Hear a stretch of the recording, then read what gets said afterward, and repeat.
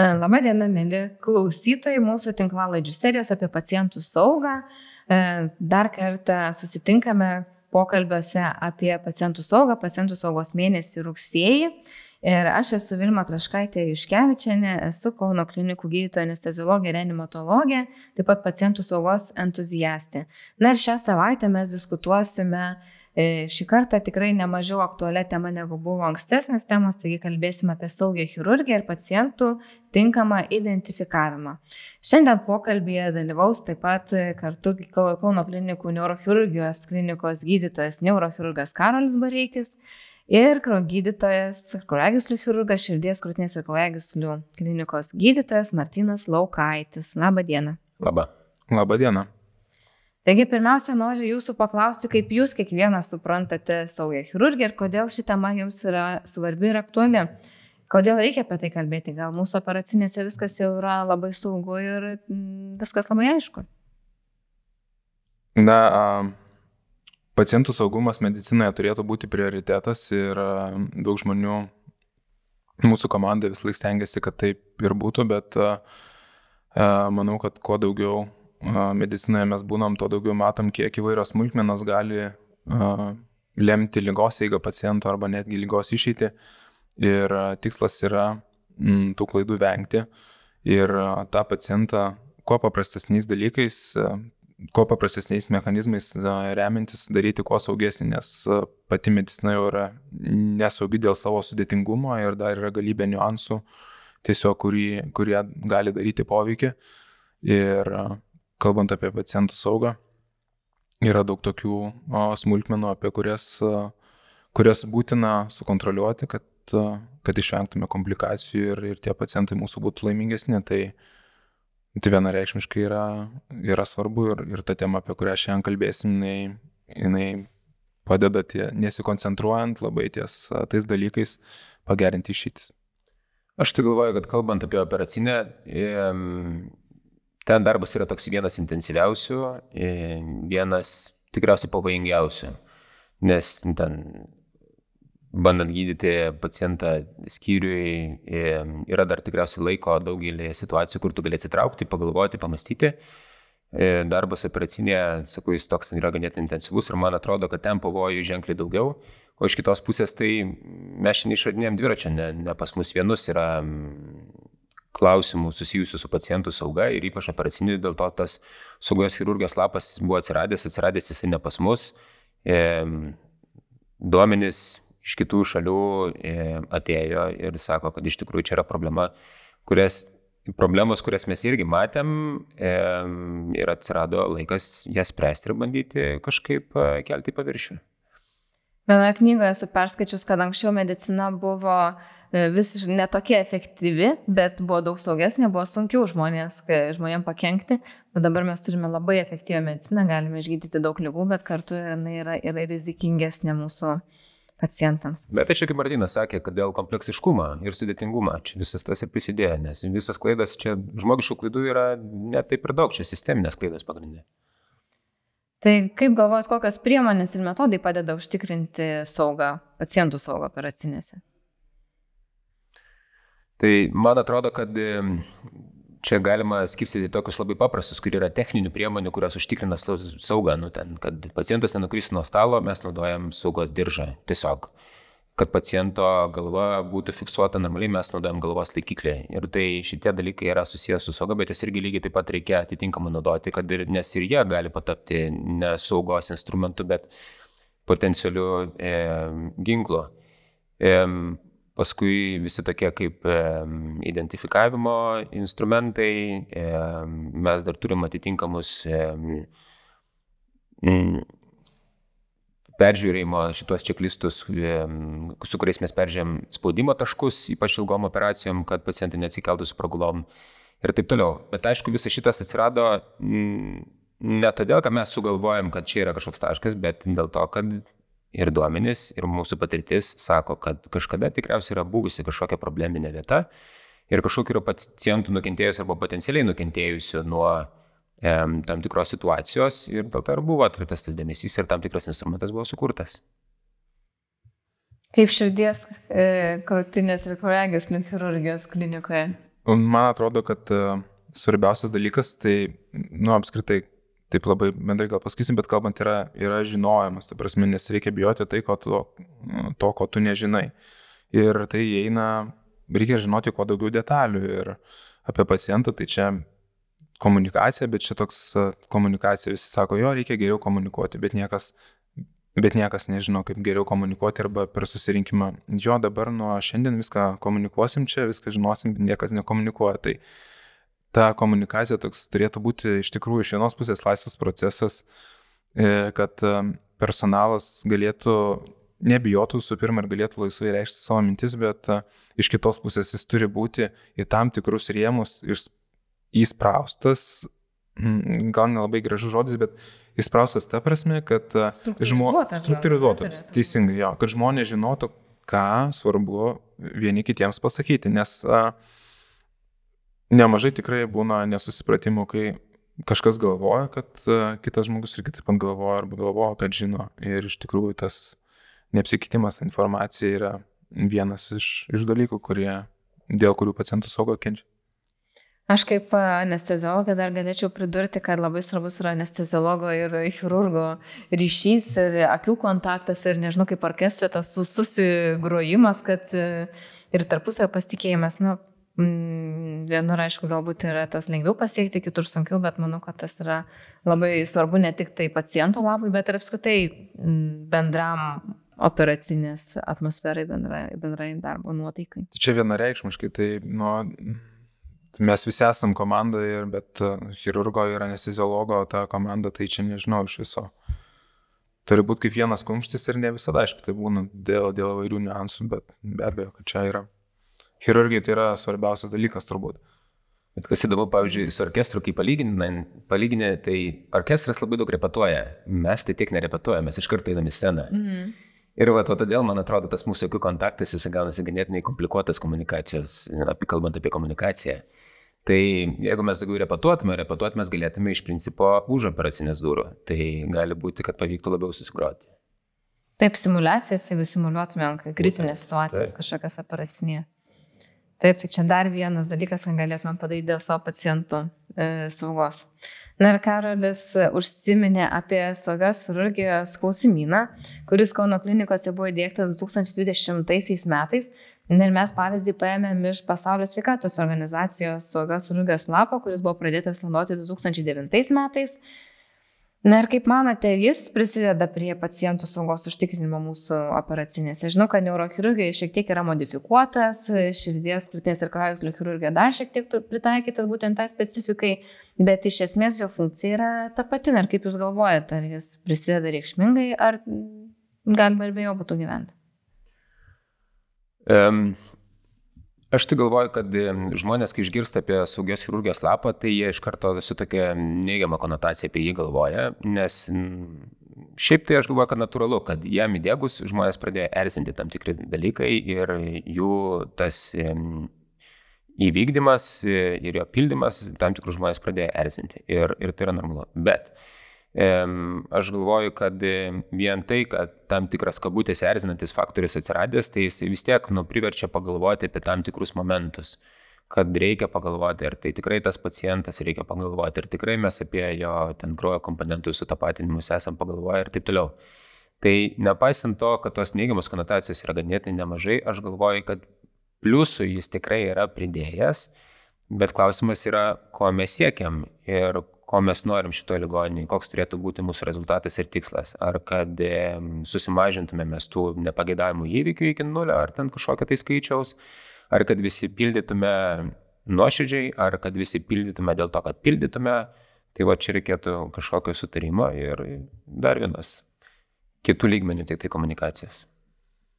Aš taip iš dalies pantrinčiau Karolį, nes manau, kad jisai dabar pradeda padėti užtikrinti pacientų saugą ir iš tikrųjų labai gera Karolio mintis irgi buvo, kad dabar yra šioks toks neigiamas galbūt požiūris arba susierzinimas, o čia dar vienas papildomas dalykas, kurį reikia užpildyti, tos dokumentacijos ir taip nemažai, bet vis dėlto jis yra pildomas ir man atrodo, kad apskritai naujovės chirurgijai visą laiką pakankamai sunkiai skinasi kelią, kad ir kokia tai naujovė bebūtų ir to skeptizmo yra, bet iš kitos pusės tai čia nėra naujovė, o dar iš kitos pusės tai, kad tokie lapai yra veiksmingi ir efektingi, tai yra įrodyti moksliniais tyrimais. Tai tik tai manau, kad labai svarbu yra įsigryninti visiems iš tikrųjų tikrai, ką tas lapas galėtų duoti ir pasidaryti tą lapą pagal save, pagal savo specialybę ir įsiaiškinti, kokie klausimai yra būtent mums svarbus.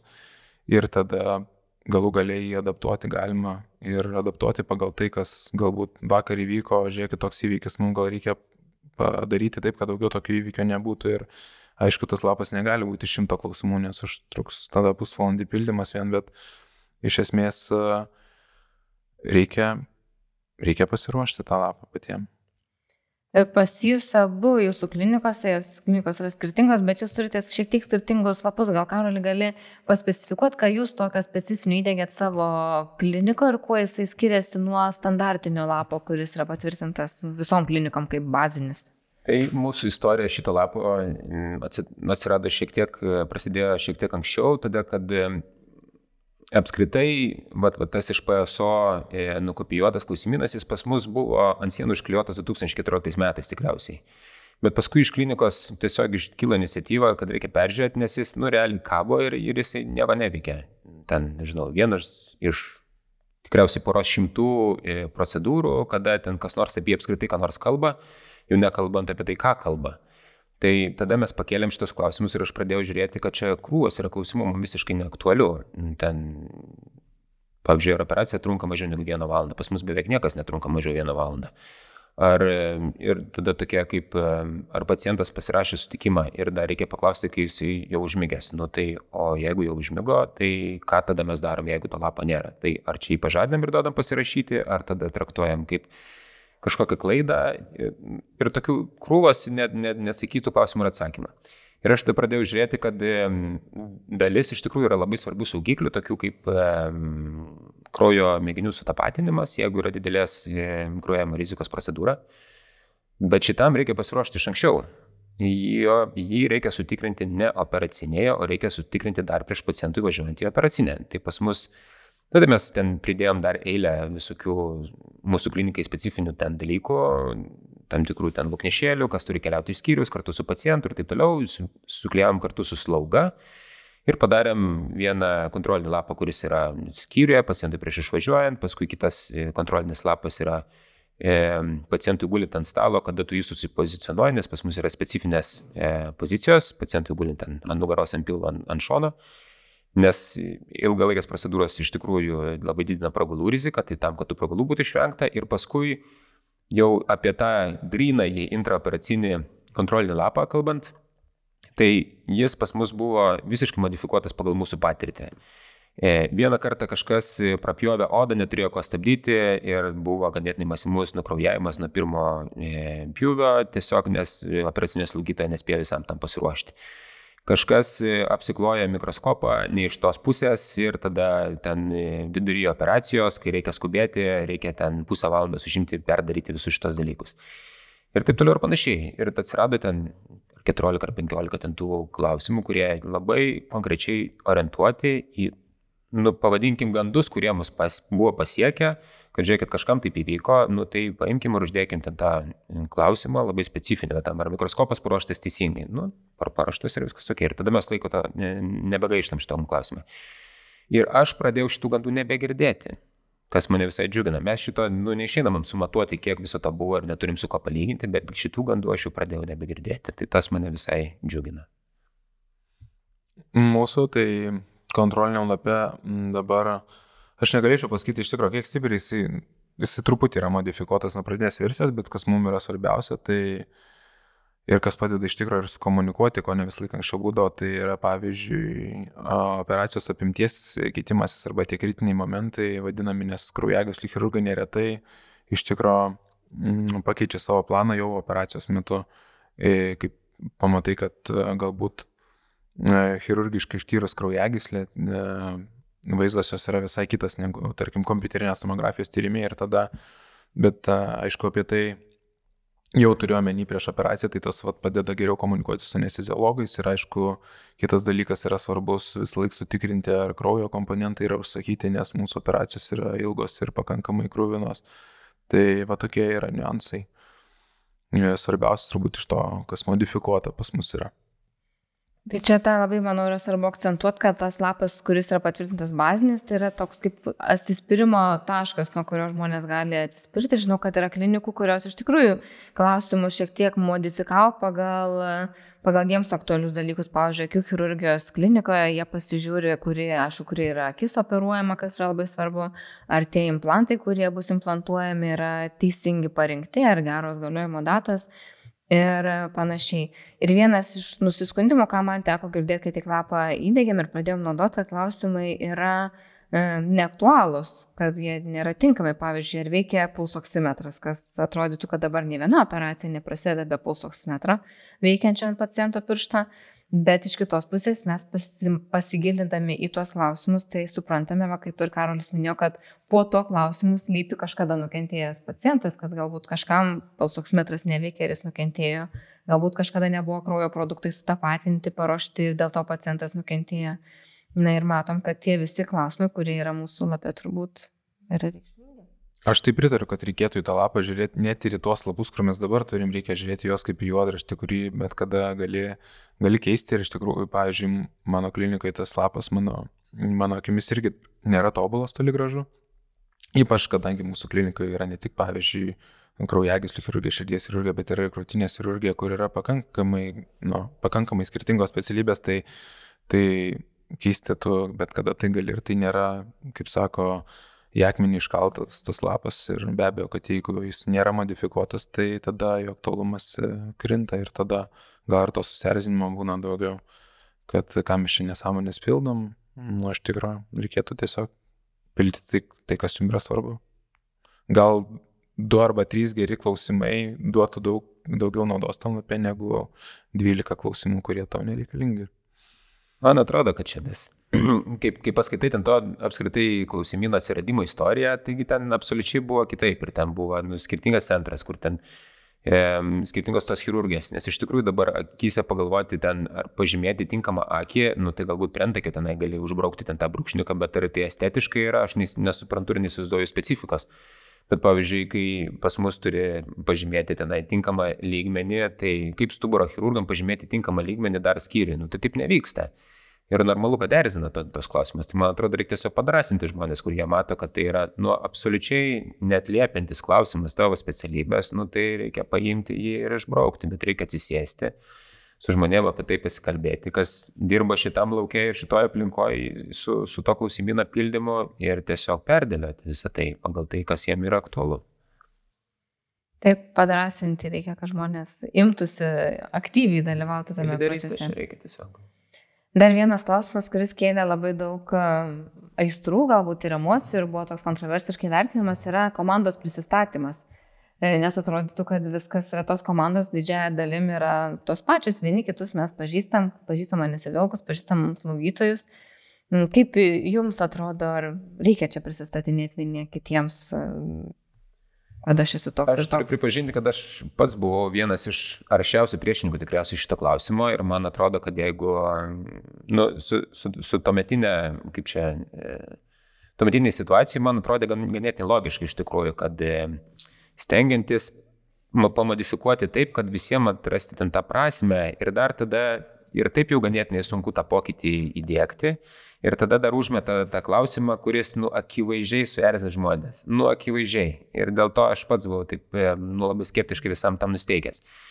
Bet jeigu taip atvirai pasakius, tai kai aš matau, kad yra akivaizdžiai tie patys žmonės, kurie nieko prasinėra, mes dirbam 5, jau nežinau kelintą kartą šiandien, tai tiesiog aš praleidžiu šitą klausimą, kuris yra pats pirmas ir šneku tos visus, kurie yra kiti. Bet iš kitos pusės aš pamačiau, kokia yra labai gera proga įtraukti svečius operacinėje. Ateina studentai, ateina užsienio stažuotojai, ateina slaugos praktikantai ir juos įtraukti, jie labai jaučiasi maloniai, kai tu jam parodai ten tą dėmesį, čia pasakykit savo vardus, nes mums yra svarbu, mano vardas Karolis, mes čia šiek tiek padarysim, tai jeigu ką, žinokit, kad šito yra prasmė tam, kad jeigu mums reikės pagalbos, mes išauksime jūsų vardu ten ir taip toliau. Tai žmonės jaučiasi įtraukti. Tai man atrodo, čia yra graži proga, nereikia spjauti tą klausimą taip. Aš tai nieko prieš tą klausimą neturiu, todėl kad jeigu akivaizdžiai visus pažįsta, tai tiesiog parašai, kad pažįsta, o jeigu ne, tai tada yra puikiai proga susipažinti. Aš šiandien, pavyzdžiui, susipažinau su nauja operacinės pagalbinė darbuotoja, pildydamas saugios chirurgijos klausimyną ir kad įrodyčiau, kad susipažinau, galiu pasakyti, kad jos vardas Daiva. Tai va. Iš tikrųjų, čia tik tai ne tai, kad jums atrodo, bet ir tyrimais yra įrodyta, kad jeigu žmogus būna pakalbintas prieš operaciją, vardas, ką čia veikia ir panašiai, tai yra daug labiau tikėtina, kad iškilo kažkokiam kritiniam momentui, kad jis įsijungs aktyviai į komandinį darbą, negu kad sėdėdamas kažkur kampe ir nepakalbintas. Bet aš tai, jūs kalbėjote ir aš iš karto kažkokią dėliojau mintise hipotetinę situaciją, kažkokią, tarkim, katastrofą operaciniai, kai žmonės vieni kitų nepažįsta, tai gerai, kad mes dažniausiai dirbam su žmonėm, kuriuos pažįstam ir dar ypač jeigu ten yra darbuotojas, kuris dirba bent 5 arba 10 metų arba 15 arba daugiau ir tada visi žino iš tradicijų viską, bet jeigu yra žmogus, kuris, pavyzdžiui, šiandien yra 3 dieną darbe ir tarkim, gerai, jeigu viskas sklandžiai einasi, tu tenais instrumentatoriui viską tam pagalbiniam darbuotojui pasako operacinės ir viskas eina sklandžiai, bet jeigu, nežinau, neduok dieve, kas nors tenai maisaus kraujavimas, dar kas nors, bet kas. Ir tada kažkas turi aiškiai suvadovauti, pasakyti vardais ir išdalinti užduotis ten, ar tai būtų, nežinau, priklausomai nuo situacijos, tarkim, gali būti ir anesteziologas, gali būti ir chirurgas, gali būti apie instrumentatorių. Tai tada tai gali tikrai apsunkinti arba pakeisti labai stipriai išeiti, jeigu tada vyksta nesusikalbėjimas ir tu nepasakai žmogaus vardo, jis nežino, ar jam sakė, ar nesakė, ir tada kiekviena iš tikro sekundė gali būti lemtinga. Taip, ką mes kalbam irgi per įvairias simulacijas, tai kad jeigu duodam nurodymus, kad turėtum duoti nurodymą konkrečiai tam žmogui ir įvardint vardą, nes jeigu sakom, kad kažką padarykit, tai greičiausiai, kad nieks nedarys nieko. Kažkas paskambinkit greitai. Tu kvies greitai, tai čia lygiai taip pat reikia daryti operacinį. Kai tik šitas lapas buvo įdiegtas Kauno klinikos ir pradėtas naudoti, iš tikrųjų tai jis susilaukė pakankamai didelio dėmesio ir buvo akilai monitoruojamas jo pildymas. Net kelios tarnybos užsiėmė ligos istorijų vartymu ir buvo lankomas ir operacinės ir panašiai. Ir ką mes matom rezultatuose ir išvadose tų įvairių tyrimų, kad tikrai puikus yra rezultatai, lapas yra puikiai užpildomas ir kai kolegos pasiima ligos istoriją ir žiūri, kaip buvo pildytas lapas, tai yra vos ne 100% įvertinimas, o kas neturėjo to 100%, tas kitą mėnesį jau pasiekė 100%. Atrodytų, kad tobula. Viskas vyksta, lapai pildomi, parašiukai, varnelės dėliojamos be problemų. Tačiau aš prieš porą metų su studentėm rengiam tokį darbą, kadangi buvau viena irgi iš to lapo iniciatorių ir atėjo pas mane studentės, kurios tiesiog norėjo mokslinį darbą rašyti. Jos buvo medicinos studentės, tuo metu, nežinau, gal 5 kurso, nieks jų nepažinojo. Ir aš sakau, kolegės, darykim taip, jūs apsimeskit, kad esate studentės labai suinteresuotos anesteziologija ir atėjote į operacinį išmokti intubuoti. Ir anesteziologas tikrai labai mielai priims, jums viską parodys, papasakos, tas jom buvo labai naudinga, nes jos tikrai norėjo būti anesteziologiam ir dabar yra puikios mūsų rezidentės. Bet sakau, taip pat viena akim stebėkit, kaip yra pildomas saugios chirurgijos klausimynas. Ir ne tik tai, kad pildomas, kad varnelės dėliojamas, bet ar iš tikrųjų įvyksta tas pokalbis operaciniai. Ir ką jūs galvojat, varnelės buvo supildytos, uždėtos, netgi ten keliom operacijom į priekį tie lapai būdavo supildomi, bet pokalbis realiai vyko, ten gal 3% buvo tų operacijų, kiek buvo stebima. Tai ką su tuo daryti? Kaip padaryti, kad ne tik varnelės būtų dėliojamos, bet ir iš tikrųjų vyktų tas pokalbis chirurginės komandos, chirurgos, anesteziologus, instrumentatorium ir panašiai?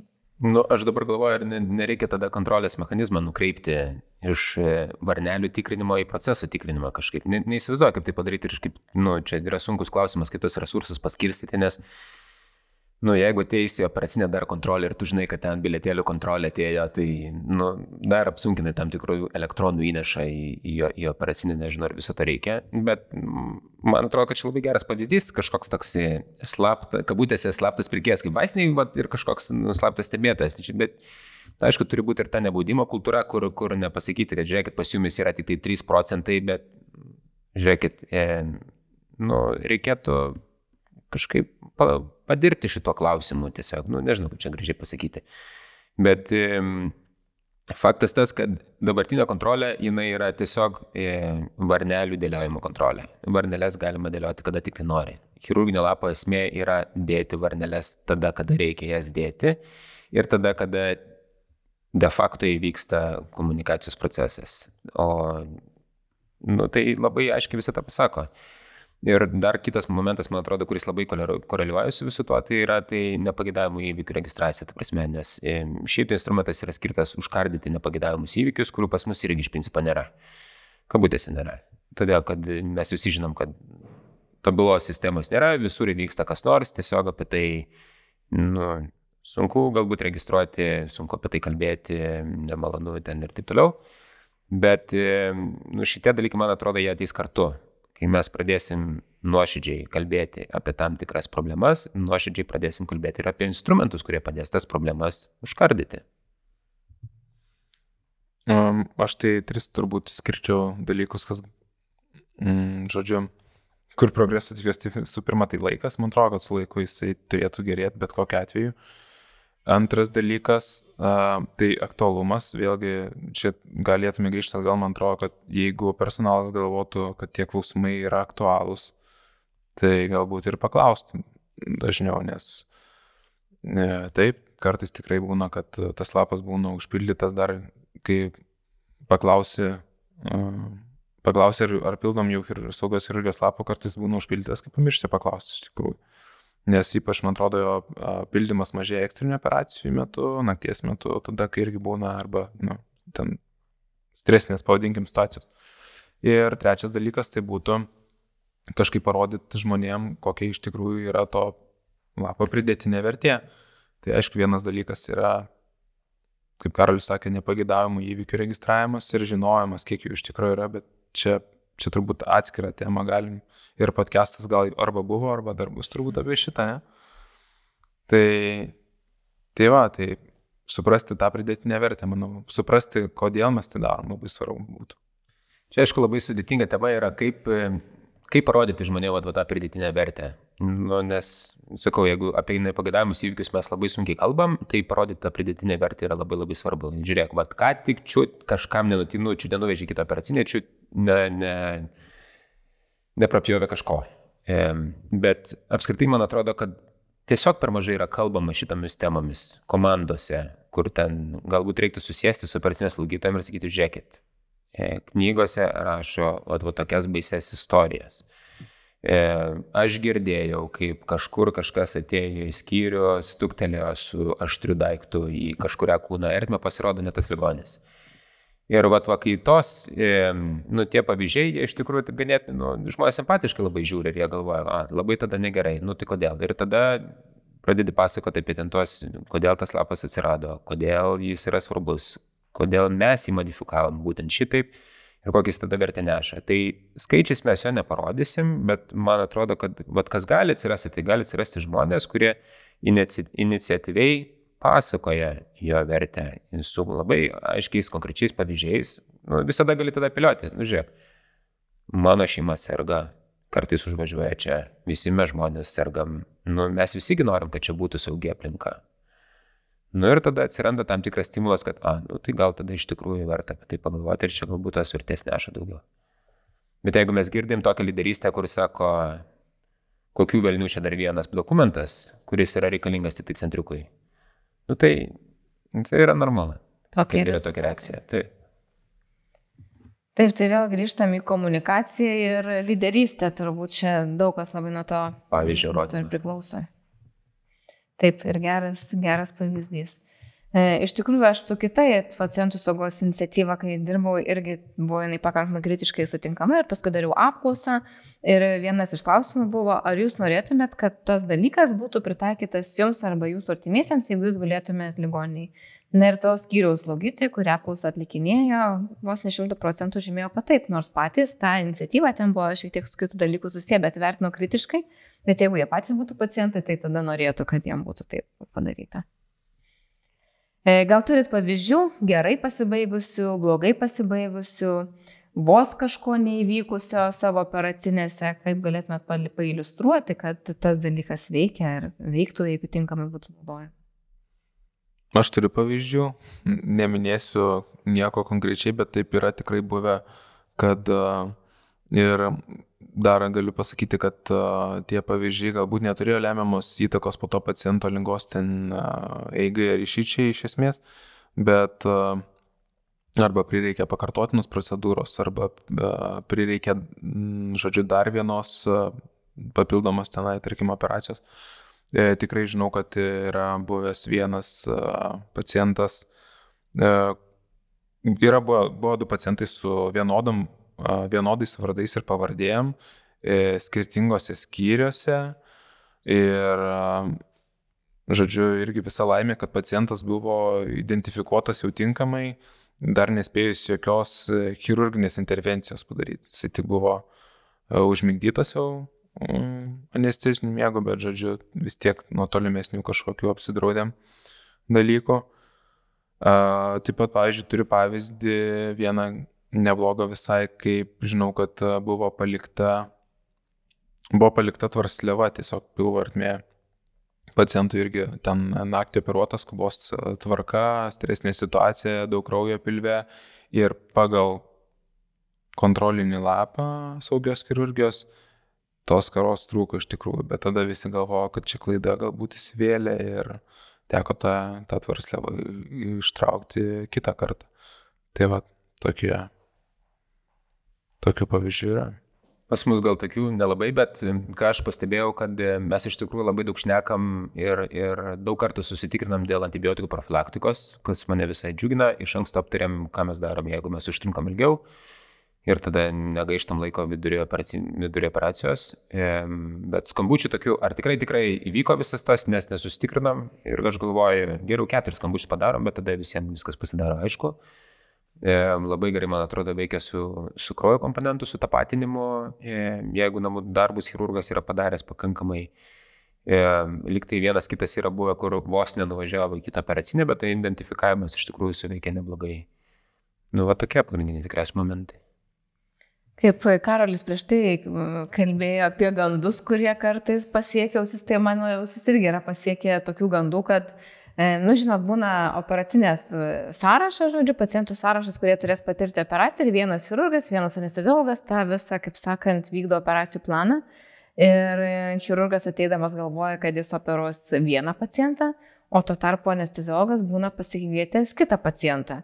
Ir vėlgi tas susikalbėjimas ir tas lapas turėtų šituo atveju padėti išsiaiškinti, kas per pacientas jau yra užmigdytas ant stalo ir kokią operaciją laukia.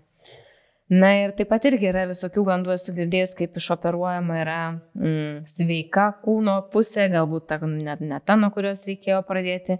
Ir labai keičiasi žmonių požiūris tos dalykus, jeigu prieš keletą metų, prieš daugiau metų būdavo stengiamasi tas klaidas kažkaip nuslėpti arba pacientam paaiškinti, kad čia viskas taip ir turėjo būti, mes pirmiausia nuo sveikos pusės pradedam operuoti, o paskui tik tai operuojam susirgusią tą pusę. Yra, esu girdėjus tokių paaiškinimų, tai šiais laikais, dabar, kai mes turim incidentų registraciją, nepageidavimų įvykių registraciją, saugios chirurgijos klausimyną, tai yra paaiškinama pacientui, kad taip įvyko, mes suklydom, bet tai pasitaiko ir yra įmamos tam tikros priemonės, kad ta klaida būtų kaip įmanoma greičiau pašalinama ir ta žala išvengiama. Tai visgi, matyt, kažkur nors ir mažai žingsnelės einam turbūt į gerą. Tai tikriausiai aš visai neseniai žiūrėjau vieną iš Jungtinių valstijų, ten mamos ganėtinai kraupi istorija, kaip per tam tikrą klaidą jos vaikas mirė. Bet man labai patiko jos mintis, kad šiaip tai žmonės nenori kreiptis į teisminės instancijas ir ten ieškoti advokatų tam, kad išsirautų pinigų. Jie nori dėmesio, jie nori atjautos, jie nori, kad būtų pripažinta klaida ir jie nori, kad būtų iš to padarytas pamokos, kad niekam taip nebenutiktų. Ir visos tos knygos, kaip ten juodos dėžės metodas, ten ir taip toliau, jie visi rašo iš principo lygiai tą patį. Man atrodo, kad šita, tokia nerašyta taisyklė gal iš tikrųjų yra, kad jeigu ligoninė pripažįsta visą tai ir padaro tuos visus veiksmus labai normaliai, tai tikrai galima išvengti didelio konflikto su pacientais, nepaisant to, kaip tai įvyko. Realybė yra tokia, nėra čia visiškai saugu, taip kaip mes norėtume, tai yra tam tikras aspektas, į kurį labai reikia atkreipti dėmesį. Martynas labai gerai sakė, kad mes turim, tai turi būti prioritetas, kad būtų saugu, tikriausiai niekada nebus nulis, bet reikia su to dirbti. Aš pritarčiau, kad mes po truputį, mažai žingsneliais, Vilmos dėka pacientų saugą vystam Kauno klinikose. Nebejoju, kad yra daug entuziastų, mes iš dalies irgi tokie entuziastai esam. Ir kultūra po truputį keičiasi, atėjo arba ateina ir naujos kartos, nes aš dar irgi atsimenu, kai buvau rezidentas, tai esu tikrai kelis kartus stengdavausi atvirai su pacientais bendrauti ir kelis kartus esu pakankamai viešai pacientams prisipažinęs, kad sakau, žiūrėkit, čia mano klaida buvo, aš to net pažinau, ar čia šito nepagalvojau. Ir tada esu gavęs dar tais laikais, gaudavau kartais pastabų, sako, taip, Marčiau, tu niekad prie paciento nesakyk, kad tu kažką blogai padarai. O dabar tokių dalykų mažiau yra šiaip. Čia turbūt tai padeda ir pacientų lūkesčius tokius padaryti šiek tiek realesnius, kad jie negalvotų, kad gydytojai yra dievai, kurie niekada neklysta, bet kad jie turėtų realius lūkesčius, kad, kaip Karolis sakė, kad taip, čia yra iš dalies tam tikra rizika būnant gydymo įstaigoje, bet mes dirbam ir stengiamės to, kad ta rizika būtų kiek įmanoma mažesnė. Jeigu atvirai, aš galvoju, ar jie čia turi tokį lūkestį, man atrodo, kas jiems yra svarbus, tai tas dėmesys, kad reiškia, jie mato, kad gydytojas yra maksimaliai įsitraukęs į jų gydymo procesą, nes jeigu atėjo ir pasakė, kad žiūrėkit, padariau klaidą, reiškia, jisai ją identifikavo. O nebuvo taip, kad kažkur praleidau kažką ir taip ir praplaukė visas tas, ta klaida kažkokia. Ne, tavo gydytojas kažką darė, įvyko klaida, jis atėjo tau pasakė. Tai reiškia, jisai matė, identifikavo ir padarys garantuotai kažką, kad visą tą kažkaip padengtų. Tai reiškia, tavo gydytojas yra pilnai įsitraukęs į tavo gydymo procesą. Ir čia, man atrodo, pacientai, kuo jie labiausiai džiaugiasi, tai maksimaliai įsitraukusių gydytojų. Aš pridėčiau dar žodį, prie dėmesio pridėčiau dar žodį atvirumas, kad mes visi mėgstam atvirumą žmonės, kai su mumis nuo mūsų ten nieko neslėpia ir bendravom, ir tai ypač svarbu tokioje jautrioje srityje sveikatos priežiūros, kai tiesiog žmogus žino, ką tu su juo darai ir kas nutiko, ta prasme tenai priklausoma, aišku, nuo paciento, reikia kalbėti jiems suprantama kalba ir ten ne iki visų smulkmenų, bet tiesiog, kad jis suprastų, kas su juo vyksta ir kodėl vyksta ir kokios bus vieno ar kito dalyko pasekmės. Ir pabaigai noriu paliesti dar vieną klausimą, tik tai tokia gal platesnė perspektyva. Mes jau kalbėjome apie pacientų identifikavimą, kaip svarbu tai padaryti prieš operaciją, kad išsiaiškintumėm, ar tikrai tas pacientas yra toje operacinėje. Bet turbūt reikėtų pažiūrėti ir plačiau, nes yra buvę mūsų klinikos atveju, kai nebūtinai operacijai pacientas blogai yra identifikuojamas, bet tiesiog procedūrai. Kokios būtų jūsų įžvalgos, kaip mes galim padaryti, kad tie pacientai patirstų tas procedūras, ne tik operacijas, bet ir šiaip procedūras, kurios jiems yra paskirtos ir kad jie būtų teisingai identifikuojami. Galbūt čia vieta būtų ir pacientų įsitraukimui, kad jie žinotų, kam priklauso procedūra ar kam nepriklauso. Ne visi pacientai dėl savo būklės gali būti įsitraukę pakankamai. Tai čia sunku yra pasakyti, nes aš tiesą pasakius nesu apie tai labai galvojęs, bet man atrodo, kad operacinė yra vienoks personalas su vienokiais komandinio darbo principais, skyriuje tos taisyklės yra šiek tiek kitokios. Vienas procedūros yra atliekamas palatoje, kitas svarstamajam, trečiai procedūrai turi važiuoti kažkur ir taip toliau. Ir tikriausiai, kad kiekvienai tokiai situacijai mes kažkokią ten kontrolinį lapą tenai neįdėksim, bet tas, tokių, kaip Martynas sako, 2-3 esminiai klausimai. Ar apyrankę pažiūrėjai, ar ten kažkoks ten pažymėjimas turėtų būti, ar ten kažkas. Tai va, tokius 2-3, jeigu mes turėtume, tai gal tada būtų saugiau. O kalbant apie tokius, kur įvyko kažkur, tai aš galvoju, kad tikriausiai, kad kažkur skyriaus personalas buvo irgi nukreipę savo dėmesį. Ten galbūt kažkas kažkur buvo nutikę, dėl ko jie negalėjo viso to. Bet žmonės aplinkui irgi yra tam tikras saugiklis, kur sakai, taigi aš žinau šitą žmogus, jis guli 10 dienų, nieko nėra su ten ta kūno dalimi, kurią jis atėjo čia kėsintis. Aš čia perkeltinę prasme išneku. Tai va, tai žmonės, sakau, irgi aplinkui yra tam tikras saugiklis, bet dideli krūviai, naktinis darbas ten ir taip toliau, aišku, tą dėmesį nukreipinėja ir tas nuovargis turi savo tam tikrą įtaką, bet galbūt būtų galima ten 2-3 kontrolinius klausimus kažkur dėti, gal ant tos pačios apyrankės, nežinau.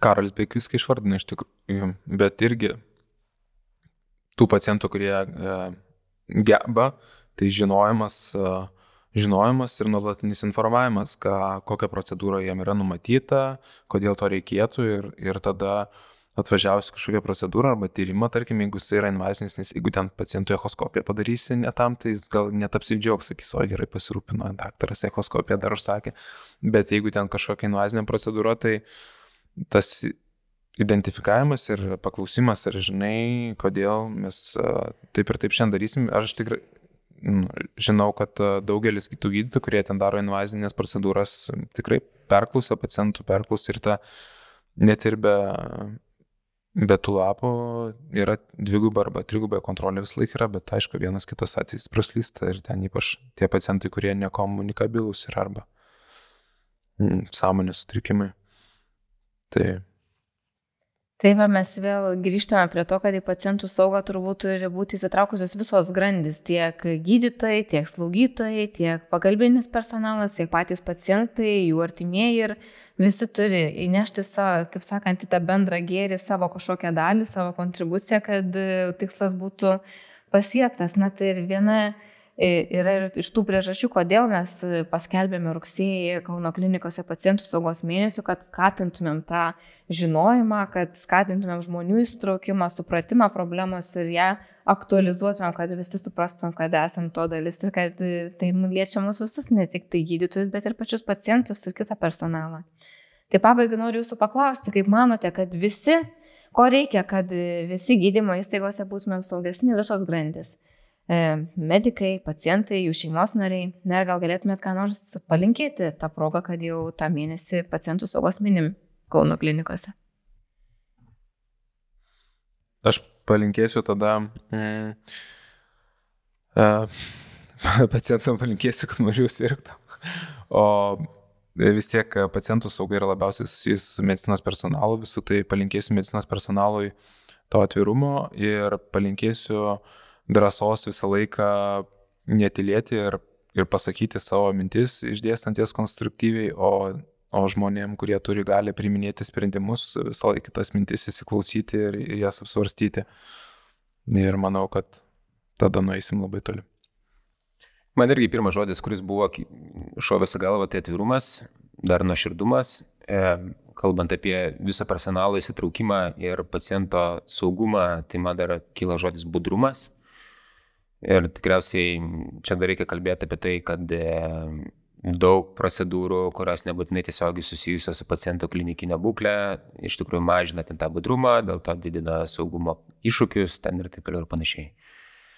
Tai va, ir manau, kad reikia apie tai kalbėti žmonėm, kuriem tai rūpi, drąsos apie tai kalbėti. Problema viena iš tų yra tai, kad tai yra pakankamai nedažni šitie yra skaudus įvykiai, dėl to dažnai rasti tokį racionalų turinį, apie kurį gali šnekėti su savo bendradarbiais, nėra taip paprasta, bet tiesiog dalinti savo nuogirdom ir tais pačiais gandais, bet kelti klausimą, kaip padaryti, kad pas mumis taip niekada nebūtų, kokie mūsų pacientų yra aktualūs iššūkiai ir taip toliau. Šitą daryti reikia ir aš dėl to labai noriu pakviesti ir paskatinti mus visus nebijoti apie tai kalbėti. Ačiū labai už pokalbį. Su šita tinklalaidė baigėme pacientų saugos mėnesio tinklalaidžių seriją. Na ir tikėkime, kad tai nebus paskutinė. Galbūt kalbėsime ne tik į mikrofonus, bet ir gyvai diskutuosim, spręsim problemas ir dirbsim, kad mūsų pacientai ir mes patys būtumėm saugesni. Ačiū tam. Ačiū už kvietimą.